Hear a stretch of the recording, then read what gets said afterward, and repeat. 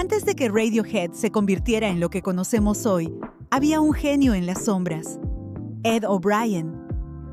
Nacido el 15 de abril de 1968, su talento para crear texturas y paisajes sonoros ha sido fundamental en cada una de sus canciones. Mientras otros se centraban en la melodía, él construía un universo sonoro que envolvía todo. Su enfoque sutil y su habilidad con los delays transformaron el sonido del rock moderno. Sin su contribución, Radiohead no sería lo que es hoy. Su legado es un recordatorio de que a veces los verdaderos arquitectos de la música prefieren permanecer en la penumbra.